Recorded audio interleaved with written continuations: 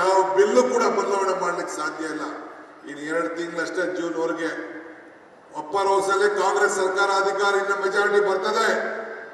ಕಾಂಗ್ರೆಸ್ ಏನೆಲ್ಲ ತೀರ್ಮಾನ ಮಾಡ್ತದೆ ನಿಮ್ಮ ಅನುಕೂಲಕ್ಕೋಸ್ಕರ ಎಲ್ಲ ಬಿಲ್ಗಳು ಪಾಸ್ ಆಗ್ತದೆ, ಅದನ್ನ ಅನುಷ್ಠಾನಕ್ಕೆ ತಂದೇ ತರ್ತೀವಿ ಅನ್ನೋ ಮಾತನ್ನ ಈ ಸಂದರ್ಭದಲ್ಲಿ ಹೇಳಲಿಕ್ಕೆ ನಾನು ಬಯಸ್ತಾ ಇದ್ದೇನೆ.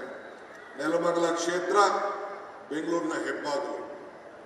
ಈಗಾಗಲೇ ಶ್ರೀನಿವಾಸು ನನ್ನ ಬೆನ್ನೆತ್ತು ಬಿಡಿದ್ದಾರೆ, ಮುನಿಯಪ್ಪನವರು ಬೆನ್ನೆತ್ತು ಬಿಡಿದ್ದಾರೆ.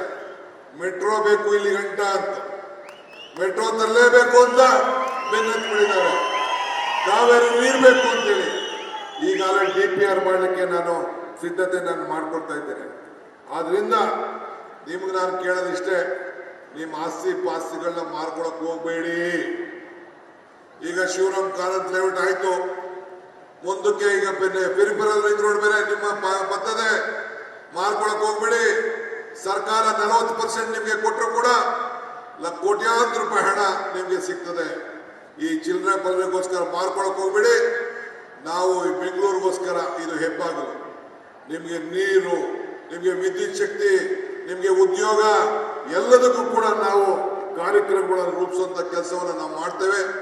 ನಿಮ್ಮ ಜಿಲ್ಲಾ ಸಚಿವರಾದ ಮುನಿಯಪ್ಪನವರಿದ್ದಾರೆ, ವೀರಪ್ಪ ಮೊಯ್ಲಿಯವರು ಕೂಡ ಅವರ ಅವಧಿಯಲ್ಲಿ ಬೇಕಾದಷ್ಟು ಕಾರ್ಯಕ್ರಮ ನಿಮ್ಮ ಗ್ರಾಮಗಳಿಗೆ ಬೇಕಾದಷ್ಟು ಅಭಿವೃದ್ಧಿಗೋಸ್ಕರ ಅವತ್ತು ಕೂಡ ಅವರ ಅವಧಿಯಲ್ಲೇ ಈ ದೊಡ್ಡ ಏನು ರೈಲು ಇದು ಮತ್ತಲ್ಲ ಸೇತುವೆ, ಮನಮೋಹನ್ ಸಿಂಗ್ ರವರು ಮುಖ್ಯಮಂತ್ರಿ ಪ್ರಧಾನಮಂತ್ರಿ ಆಗಿದ್ದಂಥ ಸಂದರ್ಭದಲ್ಲಿ ಈ ಸೇತುವೆ ಪ್ರಾರಂಭ ಮಾಡಿಸಿದ್ರು.